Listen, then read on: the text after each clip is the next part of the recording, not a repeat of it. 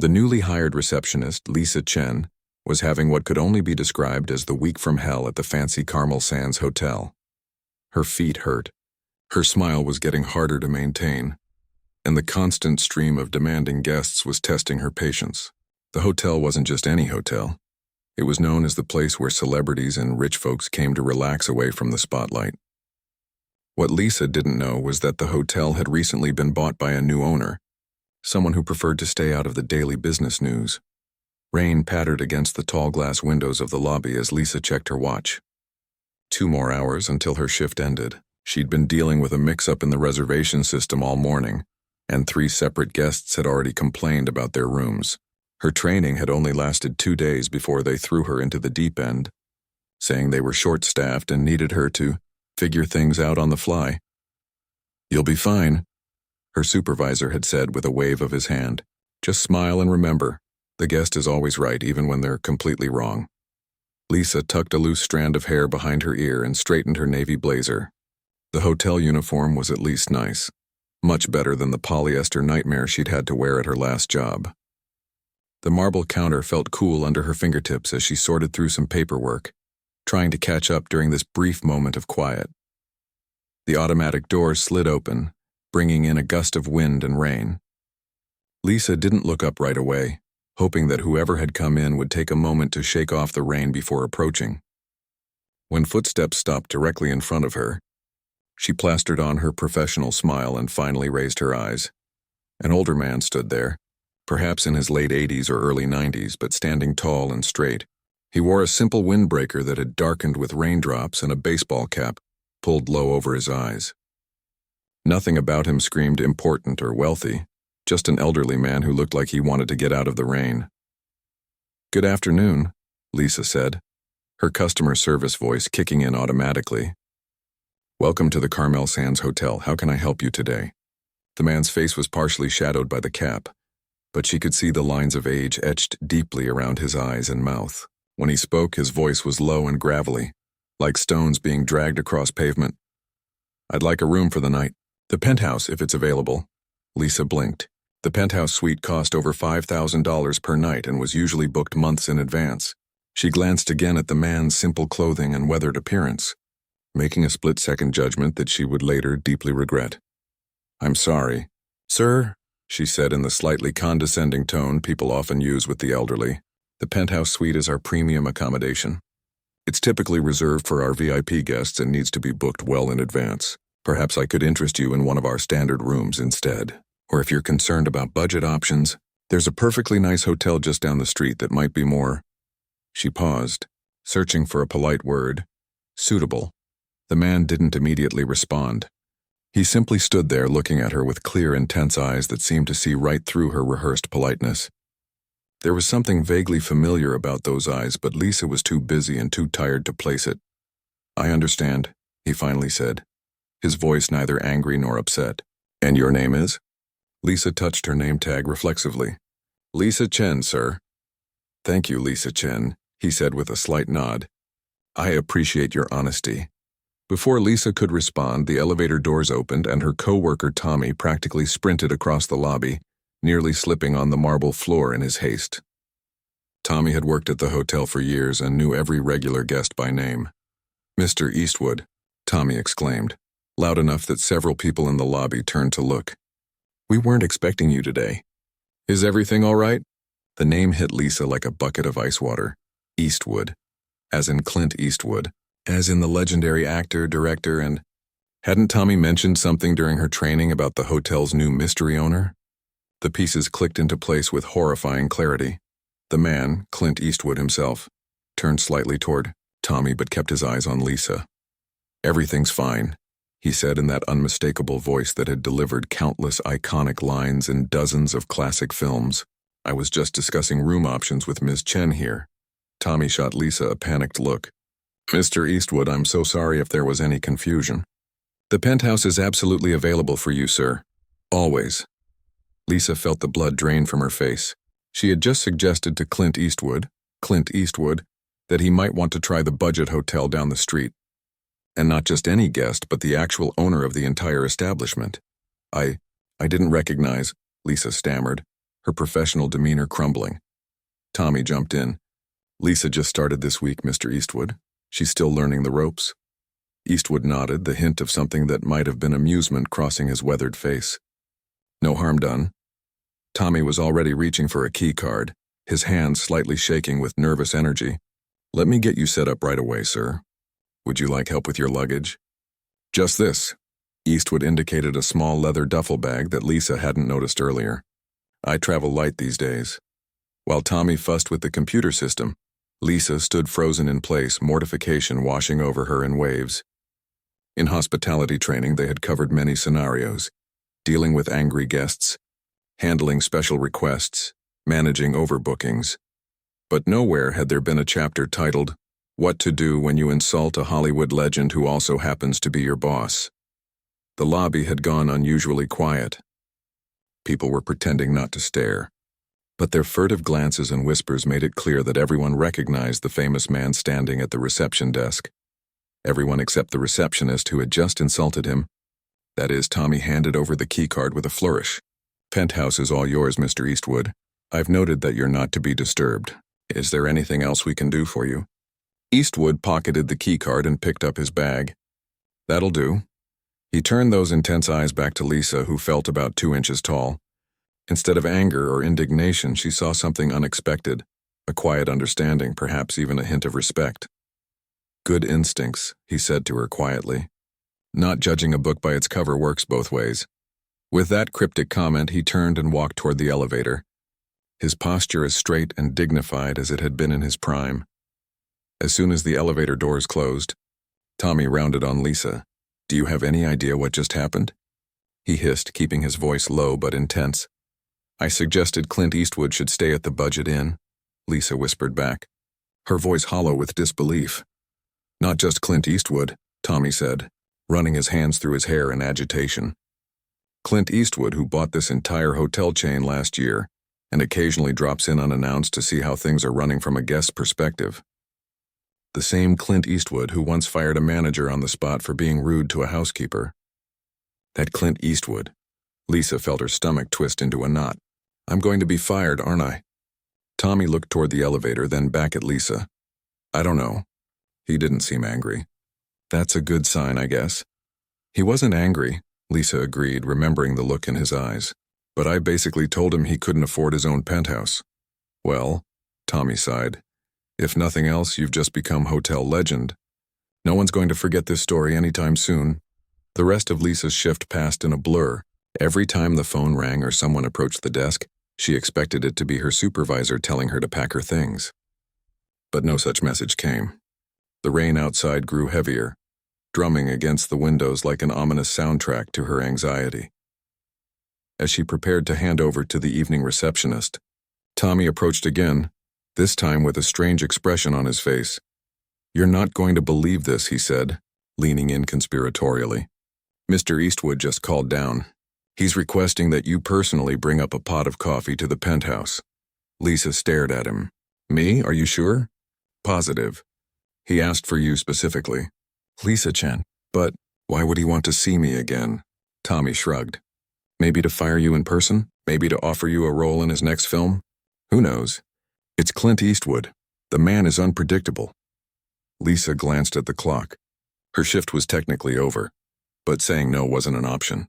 With trembling hands, she prepared the finest coffee service the hotel offered, complete with small pastries and the hotel's signature chocolate truffles.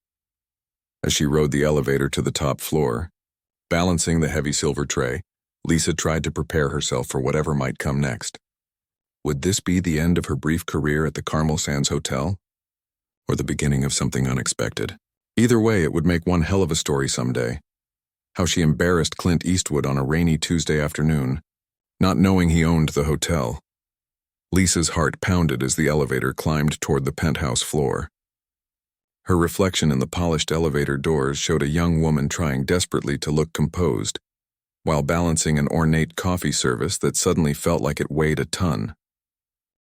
The doors slid open with a soft chime, revealing a short hallway that led to only one door, the entrance to the penthouse suite. Lisa took a deep breath, balanced the tray carefully, and made her way to the door. She hesitated for a moment before knocking gently. "Come in," came that unmistakable gravelly voice from inside.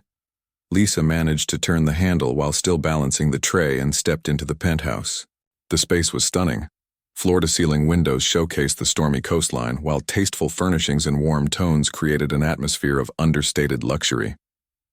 Rain lashed against the glass, creating a cozy feeling inside despite the room's grand size. Clint Eastwood sat in an armchair facing the windows, his back to her.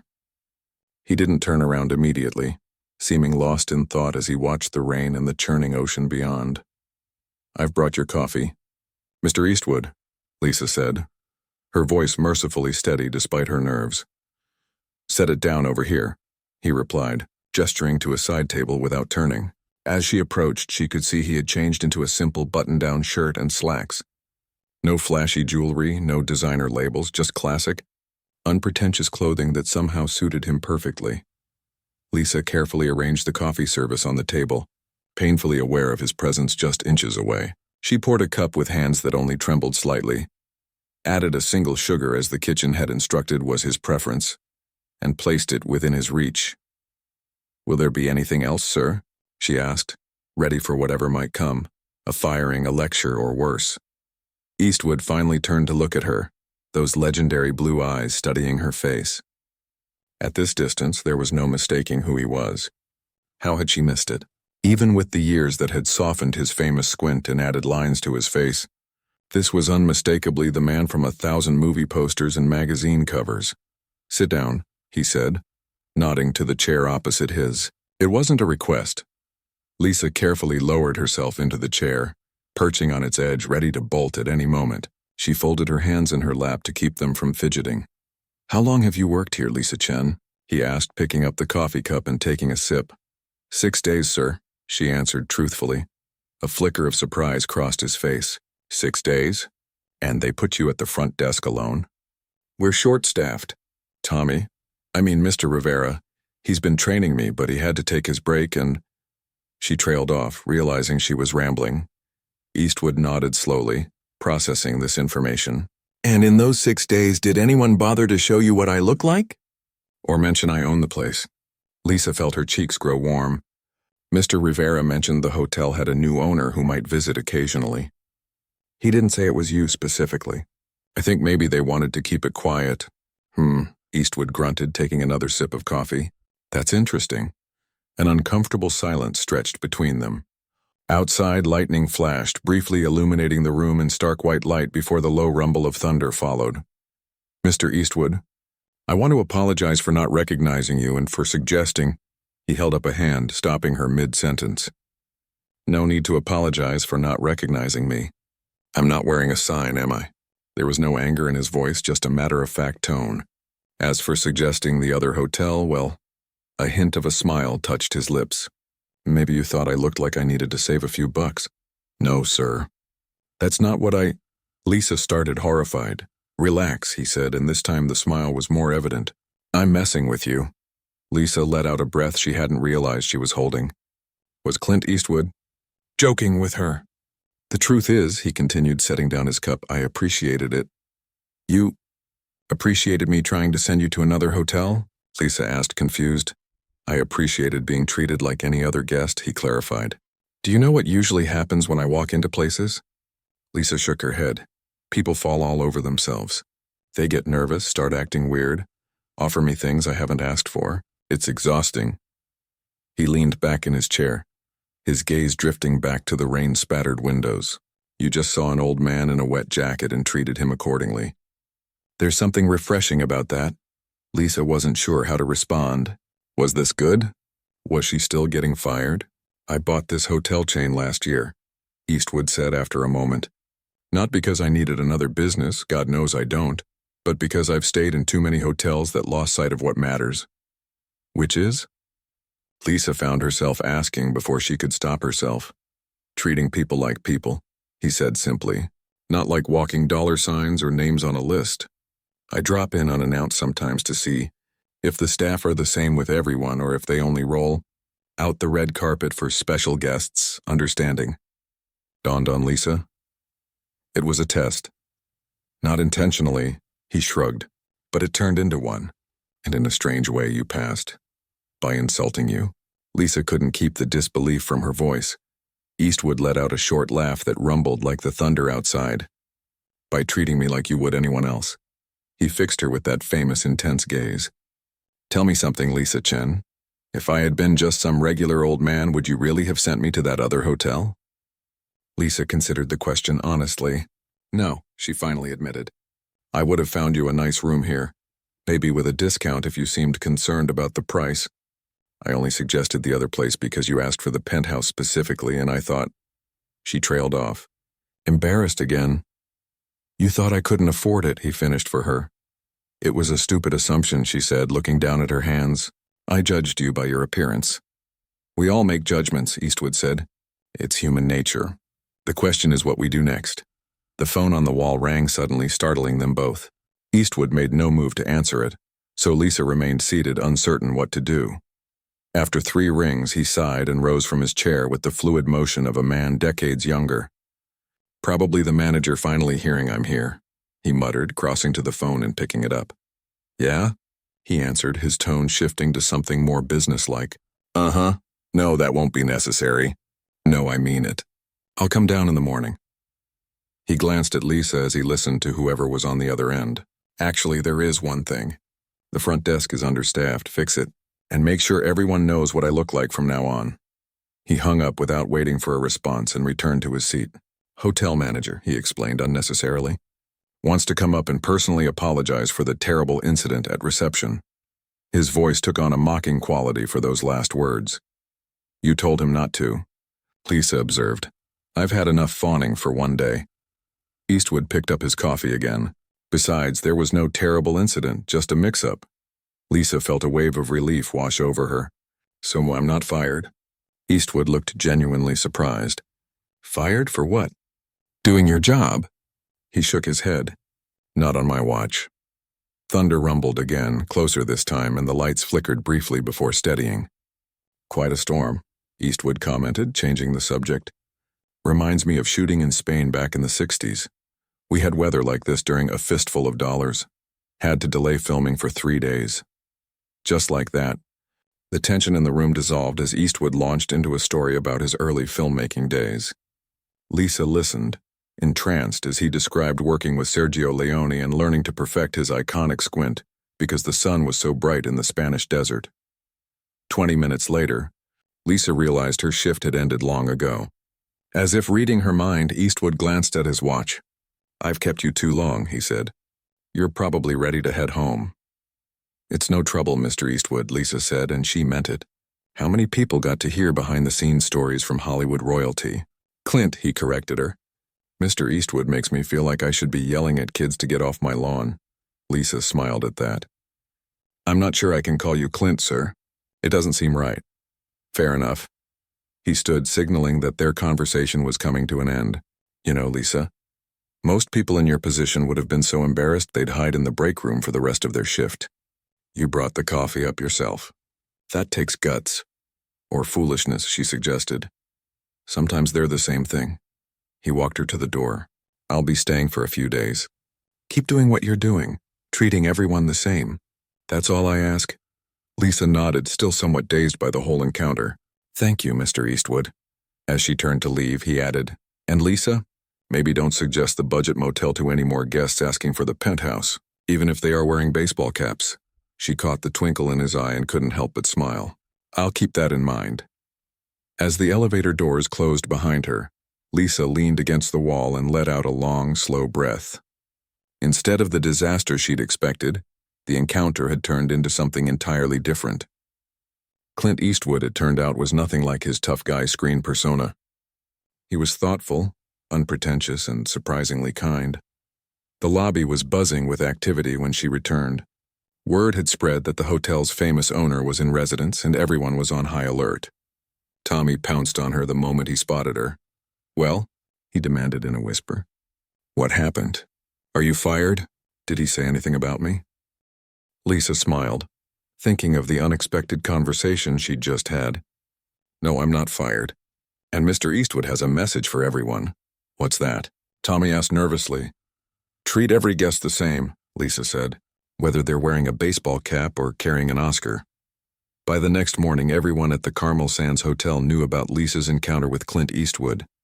The story had spread like wildfire, growing more dramatic with each retelling. By the time Lisa arrived for her morning shift, she'd been transformed from the rookie who didn't recognize the owner to the brave soul who'd faced down Dirty Harry himself and lived to tell the tale. "Here she is," called out Joey from maintenance as Lisa walked through the staff entrance. "The woman of the hour." Lisa felt her cheeks flush as several staff members turned to look at her. "It wasn't a big deal," she insisted, hanging up her coat. "We just talked." "Just talked? With Clint Eastwood?" Penny from housekeeping looked impressed. "In the penthouse, alone?" "He was very nice," Lisa said, trying to downplay the situation. "Normal. It's like talking to anyone else." "Yeah, anyone else who happens to be a Hollywood legend and our boss," Tommy said, appearing beside her with 2 coffee cups. He handed one to Lisa. "You're going to need this." "Richards is freaking out." "Richards?" Lisa asked, taking a grateful sip of the coffee. "Hotel manager," Tommy explained. "He's been in crisis mode since finding out what happened. Called an emergency staff meeting for this morning." Lisa's stomach dropped. "But Mr. Eastwood said I wasn't in trouble." "You're not in trouble," a new voice cut in. A tall, thin man in an impeccable suit approached them, his face tight with stress. "None of you are in trouble. We simply need to ensure that yesterday's misunderstanding doesn't happen again." "Mr. Richards?" Tommy straightened up immediately. "We were just heading to the meeting." "Yes, well." Richards adjusted his tie nervously. "Miss Chen, I'd like a word with you beforehand. My office, please." Lisa followed the manager down the hallway, feeling like she was being led to her execution despite Eastwood's assurances. Richard's office was small but meticulously organized, with framed hotel awards covering one wall. "Sit, please." He gestured to a chair as he took his place behind the desk. "Miss Chen, I want to be very clear about something.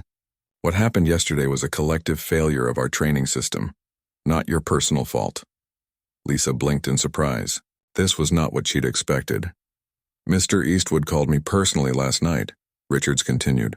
"He was quite insistent that you not be punished for the incident.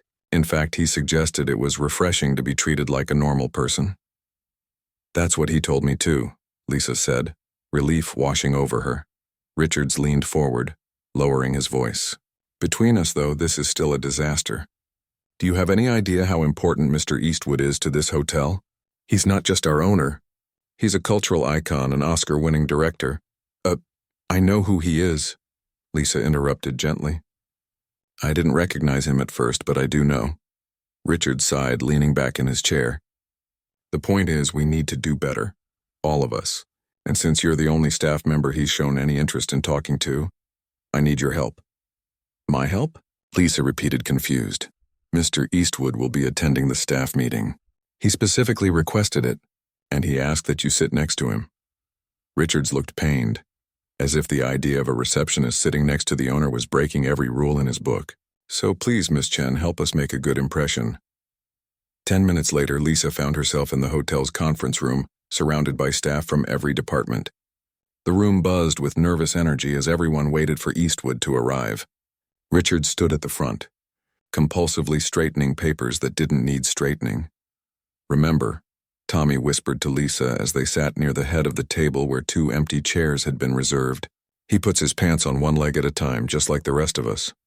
"Somehow I doubt Mr. Richards believes that," Lisa whispered back, nodding toward their anxious manager. The door opened and the room fell instantly silent. Clint Eastwood walked in, looking far more like his public self today in a sports jacket and crisp button-down shirt.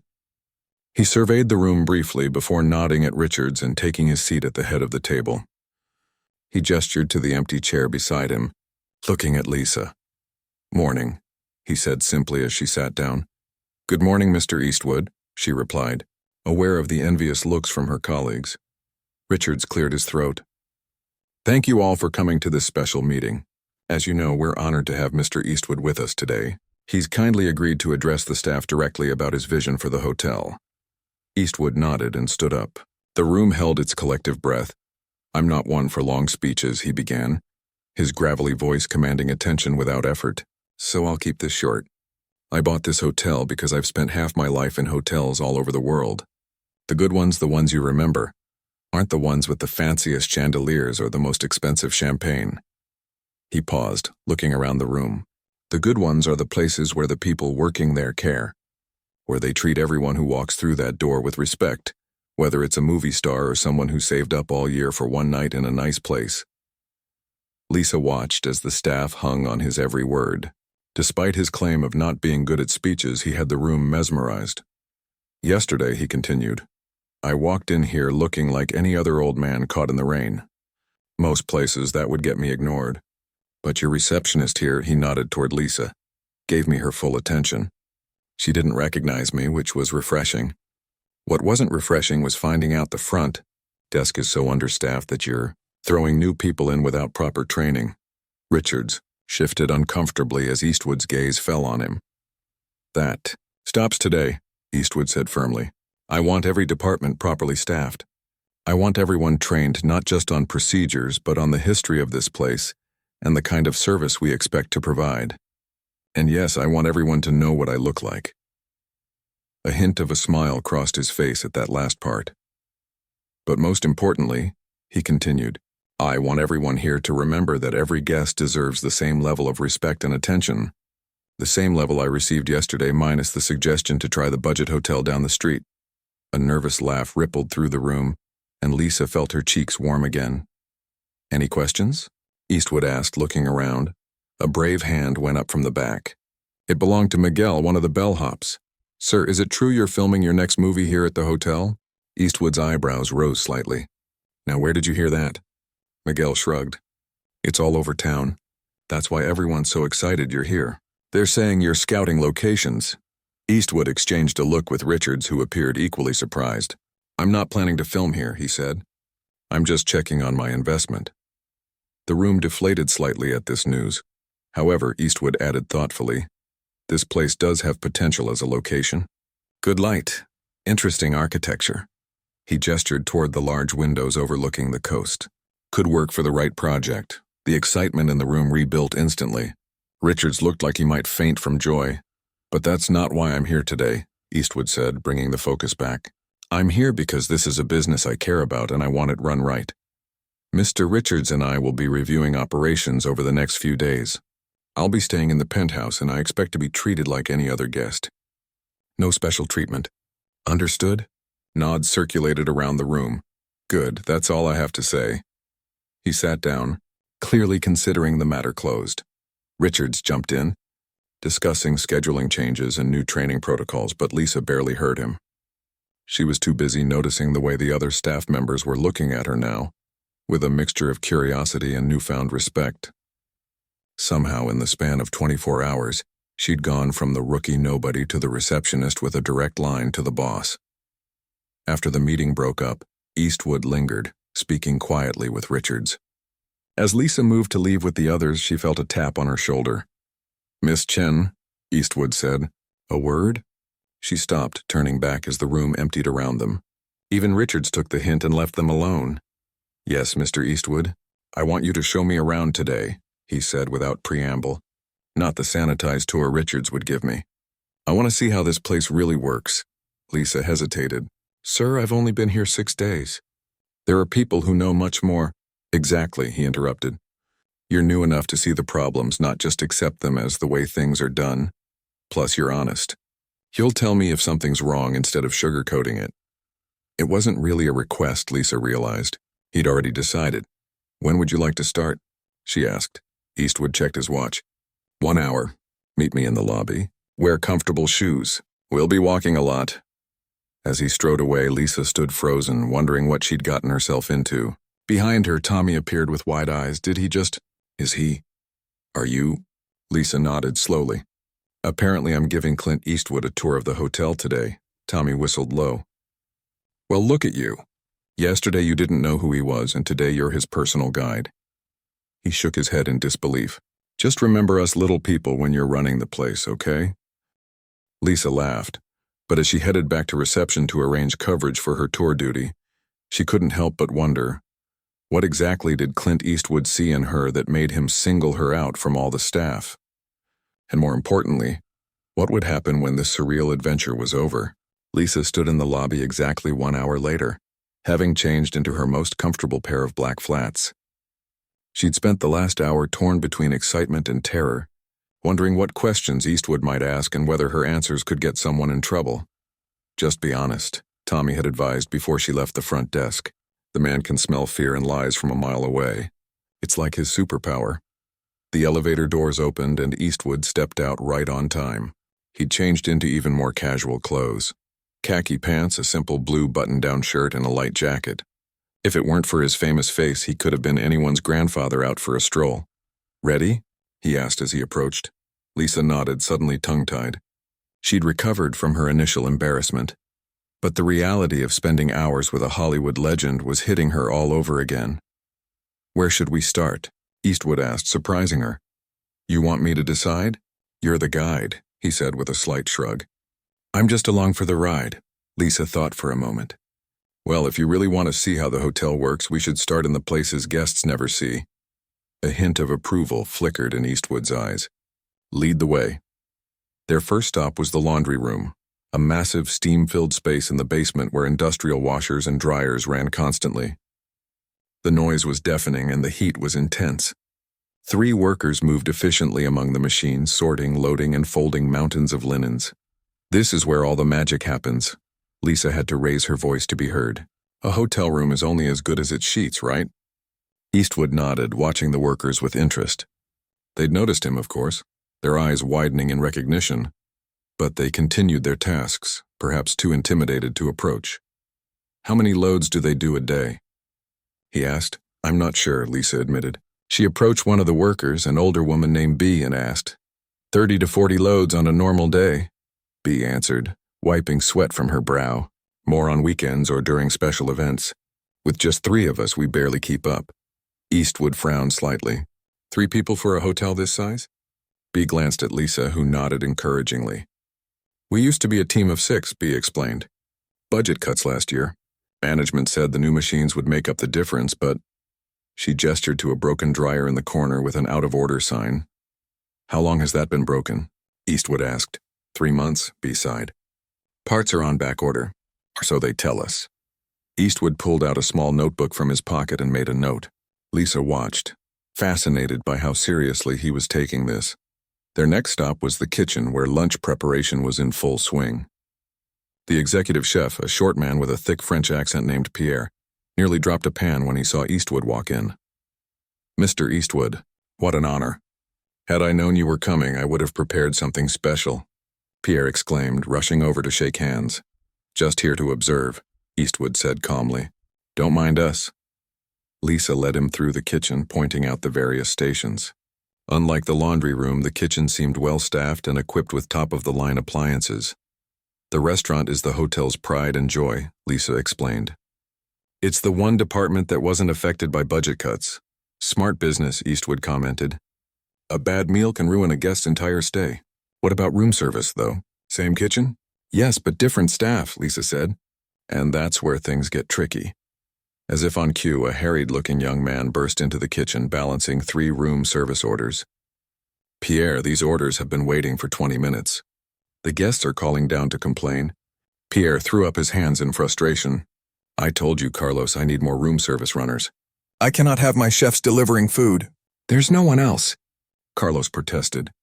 Mike called in sick again, and he stopped abruptly, noticing Eastwood. His mouth fell open. "Staffing issue?" Eastwood asked mildly. Pierre and Carlos exchanged nervous glances. "Small problem," Pierre said dismissively. "Nothing to worry about." Lisa caught Eastwood's eye and gave a tiny headshake. He nodded, understanding her silent message. This was a bigger problem than they were admitting. "Out in the hallway, away from the kitchen staff," Lisa explained. "Room service is understaffed by at least 3 people. Orders are constantly late, food arrives cold, and guests complain. The restaurant gets priority because it has higher visibility." "And management's response?" Eastwood asked. "More budget cuts are coming next month," Lisa said. "At least that's the rumor." Eastwood made another note. They continued their tour, visiting housekeeping, where staff had to clean 25 rooms per shift instead of the industry standard 15, maintenance, where Joey showed them a list of repairs that had been pending for months, and finally the employee break room, a dismal space with broken chairs, a leaking coffee machine, and flickering fluorescent lights. "This is depressing," Eastwood said bluntly, looking around the empty room. "Most staff eat in their cars or outside when the weather's nice," Lisa admitted. "No one wants to spend their break in here." "What about you?" he asked. Lisa smiled wryly. "I've only been here 6 days. I'm still getting used to having breaks at all." As they exited the break room, they nearly collided with Mr. Richards, who seemed both surprised and alarmed to find them there. "Mr. Eastwood." "Miss Chen, I've been looking everywhere for you," Richards exclaimed. "I thought perhaps you'd like a tour of our premium suites or the spa facilities." "We're doing fine, Richards," Eastwood said firmly. "Miss Chen is showing me what I need to see." Richards glanced nervously at Lisa. "I see. Well, I hope she's highlighting our best features. The infinity pool was just renovated last year and—" "We'll get there," Eastwood interrupted. "For now, I'd like to continue our current tour without interruption." Richards retreated, looking like a scolded child. Once he was out of earshot, Eastwood turned to Lisa. "He's worried about what you're showing me." "He should be," Lisa replied, surprising herself with her boldness. "This is a beautiful hotel with so much potential, but it feels like it's being run into the ground to save money. Cut corners here, reduce staff there. The guests might not notice right away, but eventually they will." Eastwood studied her for a long moment. "You've been here less than a week and you already care this much about the place?" Lisa flushed. "I guess I just believe that if something's worth doing, it's worth doing right. Plus the staff here are amazing. They do so much with so little. Like Bea in the laundry room," Eastwood said, "and Joey in maintenance, and Carlos handling room service by himself, and the housekeepers cleaning twice as many rooms as they should," Lisa added. "They deserve better." Eastwood nodded slowly, a decision seeming to form in his mind. "Let's continue. I want to see everything before dinner." By late afternoon, they had covered most of the hotel. Lisa's feet were tired, but she felt a strange sense of accomplishment. Eastwood had been attentive throughout, asking thoughtful questions and making notes. He seemed genuinely interested in understanding how the hotel functioned from the ground up. Their last stop was the front desk, Lisa's domain. Tommy was there checking in a guest. He did a double take when he saw them approach, but recovered quickly, finishing with the guest before turning to them. "How's the tour going?" he asked, his eyes darting between Lisa and Eastwood. "Educational," Eastwood replied. "Miss Chen has been very thorough." Tommy grinned at Lisa. "That doesn't surprise me. She's been asking questions nonstop since she started. Drives Richards crazy." Lisa felt her cheeks warm at the unexpected praise. "Questions are good," Eastwood said. "Shows she's paying attention." He looked around the lobby, which was starting to fill with afternoon check-ins. "You two handle this by yourselves?" Tommy nodded.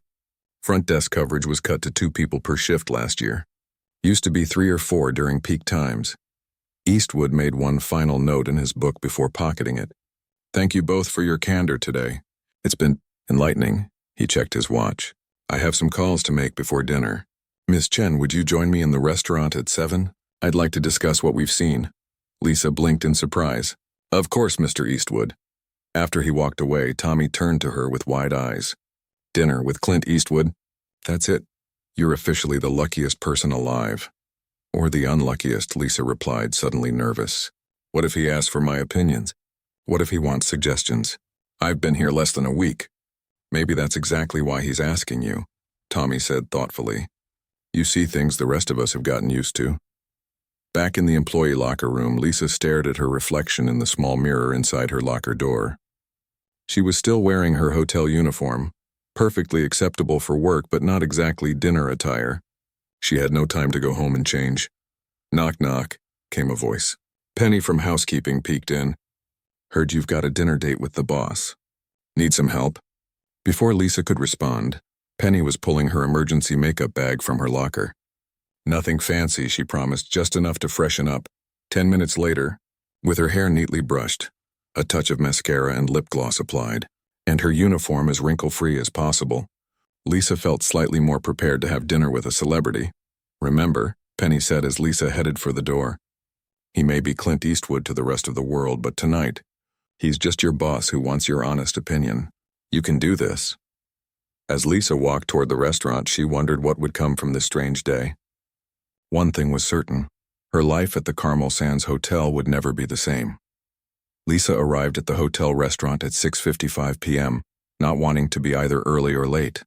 The maitre d' greeted her with a knowing smile. Miss Chen, Mr. Eastwood is already seated. Please follow me." She was led to a corner table partially secluded by a decorative screen. Eastwood stood as she approached, an old-fashioned courtesy that somehow didn't surprise her. "Right on time," he said approvingly, waiting for her to sit before taking his own seat. "I ordered a bottle of water for the table, but feel free to order whatever you'd like." Lisa settled into her chair, trying not to appear as nervous as she felt. The restaurant was the hotel's crown jewel, a place she'd never dined as a guest. With white tablecloths, soft lighting, and floor-to-ceiling windows overlooking the ocean, it was meant to impress. Across from her, Eastwood seemed completely at ease, as if dinner with receptionists was a regular occurrence for him. "Thank you for today," he began, unfolding his napkin. "I learned more in a few hours with you than I would have in a week of management reports." "I hope I didn't get anyone in trouble," Lisa said, voicing the concern that had been nagging at her all afternoon. Eastwood shook his head. "You showed me the truth. That's what I asked for." He poured water for both of them. "Now I want your opinion." "My opinion?" Lisa repeated, surprised. "If this were your hotel, what would you fix first?" Lisa hesitated, weighing her words carefully. "That's a big question. Start small, then," he suggested. A waiter approached to take their orders. After he left, Lisa found her courage. "The staffing," she said decisively.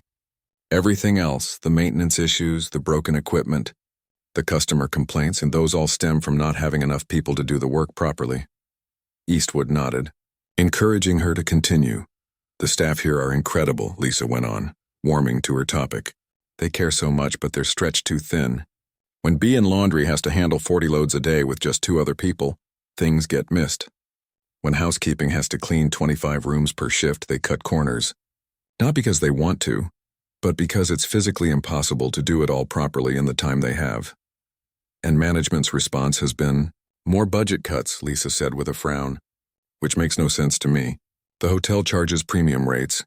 The penthouse is $5,000 a night, but they won't pay for enough staff to maintain the quality guests expect for those prices." Their appetizers arrived, momentarily pausing the conversation. Lisa realized she'd been speaking quite passionately and took a breath to collect herself. "Sorry," she said. "I get worked up about things that don't make sense." "Don't apologize for caring," Eastwood replied, his expression thoughtful. "What else?" Encouraged, Lisa continued. "The employee facilities are terrible. That break room we saw, it sends a clear message that management doesn't value the staff. Same with the maintenance delays. When something breaks, it stays broken for months. It's demoralizing." "So staffing, employee welfare, and maintenance," Eastwood summarized. "Anything else?" Lisa thought for a moment. "Communication. There's a huge gap between upper management and everyone else. Half the staff didn't even know you owned the hotel. Important information gets stuck somewhere in the middle, and it leads to situations like me not recognizing you and suggesting the budget motel." Eastwood actually smiled at that. "Fair point." Their main courses arrived, and Lisa was surprised to find she had an appetite despite her nerves. They ate in companionable silence for a few minutes before Eastwood spoke again. "I've owned 12 hotels over the years," he said. "Sold most of them." "Know why?"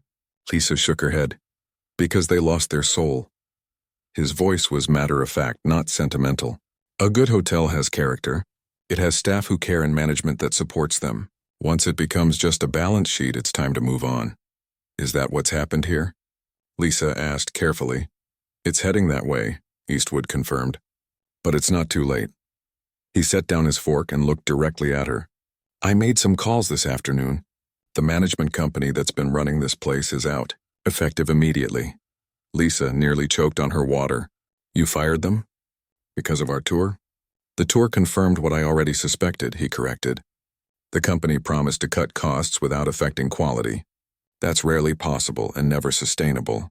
They lied to me, and they've been running this place into the ground." "What happens now?" Lisa asked, trying to process this bombshell. "Now we rebuild," Eastwood said simply. "I'm bringing in a new management team next week. People I trust. Until then, I'll be overseeing things personally." Lisa's mind was racing. A complete management overhaul would change everything about her still new job. "Which brings me to you." Eastwood continued. I need someone on the inside who knows what's really happening. Someone the staff trust and who isn't afraid to speak the truth even to me. Lisa stared at him. What exactly are you asking? I'm offering you a new position. Staff liaison to management. You'd report directly to me and the new team, bringing concerns from the employees and helping implement changes. Lisa was speechless. After a moment, she found her voice. Mr. Eastwood, I've worked here for 6 days. There are people who've been here for years who know this place much better than I do. And they're too close to the problems, he countered. They've accepted the broken dryers and the understaffing as normal. You haven't. That fresh perspective is valuable. He leaned back in his chair. Plus, you had the guts to tell the owner to try the budget in. That takes a certain fortitude. Despite herself, Lisa laughed. The absurdity of the situation suddenly hit her full force. From nearly getting fired to being offered a promotion. All because she hadn't recognized one of the most famous men in America. I don't know what to say, she admitted. Say yes, Eastwood suggested. Take a chance. Worst case scenario, it doesn't work out, and you go back to the front desk. Best case, you help turn this place around. When would this start? Lisa asked, her mind already considering the possibility. Tomorrow morning. 9 o'clock, my sweet. We'll start by meeting with department heads. Lisa took a deep breath. Yes, I'd like to try. Eastwood nodded, satisfied. He signaled for the check. One more thing, he added. Richards is gone, but I'm keeping him on until Friday to help with the transition. Try not to look too happy about it when you see him. The next morning arrived with a strange sense of unreality. Lisa had barely slept, alternating between excitement about her new role and anxiety that she might be in way over her head. She'd chosen her outfit carefully, professional but not flashy, a simple navy blue dress with a blazer. At 8:55, she knocked on the door of the penthouse suite. Eastwood opened it himself, already deep in conversation on his cell phone. He gestured for her to come in, pointing to a pot of coffee and a stack of folders on the dining table. Help yourself, he mouthed as he continued his call. Lisa poured herself a cup, noting that the folders were labeled by department: housekeeping, maintenance, food service, front desk. Curious, she opened the front desk folder to find staffing charts, budget numbers, and a handwritten note that simply read, Need 2 more people per shift. Eastwood finished his call and joined her. I've been busy, he explained, noting her surprise at the detailed folders. Sleep is overrated. These are comprehensive, Lisa said, impressed. Just the start, he replied. The department heads will be here any minute. Ready? Before she could answer, a knock came at the door. The first test of her new role had arrived. The meeting was eye-opening. With Eastwood present, the department heads spoke frankly about their challenges. Lisa took notes, occasionally adding context from her tour observations. To her surprise, no one questioned her presence or her new role. If anything, they seemed relieved to have someone listening. By noon, they had drafted initial plans for each department, emergency maintenance priorities, staffing increases, and budget reallocations. Eastwood had approved everything without hesitation. As the department heads filed out, promising to implement immediate changes, Eastwood turned to Lisa with a satisfied nod. Good first day. It's overwhelming, she admitted. But in a good way. It'll get easier, he assured her. I'll be here for another week before heading back to California. By then, the new management team will be in place and you'll be up to speed. And after that? Lisa asked. After that, I'll check in regularly, but this place will run itself, the way it should. He handed her a business card with his personal number handwritten on the back. If things start sliding again, you call me directly. Lisa tucked the card carefully into her new portfolio. I will. 6 months later, the Carmel Sands Hotel hosted its annual Employee Appreciation Gala. The event had been skipped the previous year due to budget constraints, but the new management had reinstated it with enthusiasm. Lisa, now firmly established in her role as Staff Relations Director, stood near the entrance greeting employees as they arrived. The past months had been challenging but rewarding. True to his word, Eastwood had provided the resources needed to revitalize the hotel. Staffing was up, maintenance issues were addressed promptly, and employee facilities had been completely renovated. Most importantly, the hotel had regained its soul. Guest satisfaction scores were at an all-time high, and staff turnover had dropped dramatically. Looking sharp, Director Chen, Tommy teased as he arrived. He'd been promoted to front desk manager under the new structure. "Not so bad yourself, Manager Rivera," she replied with a smile. The room fell suddenly quiet as a familiar figure entered. Clint Eastwood, elegant in a dark suit, paused at the doorway, surveying the crowd. His eyes found Lisa, and he nodded in greeting. As he made his way through the room, stopping to chat with staff members he remembered from his stay, Lisa reflected on the strange twist of fate that had brought her here. One rainy afternoon. One case of mistaken identity. One moment of embarrassment that changed everything. Eastwood reached her side. "Nice party," he commented. "Thank you for coming," Lisa replied. "The staff was thrilled when they heard you'd be here." "Wouldn't miss it," he said. Then, with the hint of a smile, he added, "I heard the budget inn down the street was full anyway." Lisa laughed, no longer embarrassed by the memory. "Their loss is our gain." "Indeed it is," Eastwood agreed, looking around at the transformed hotel and its revitalized staff. "Indeed it is.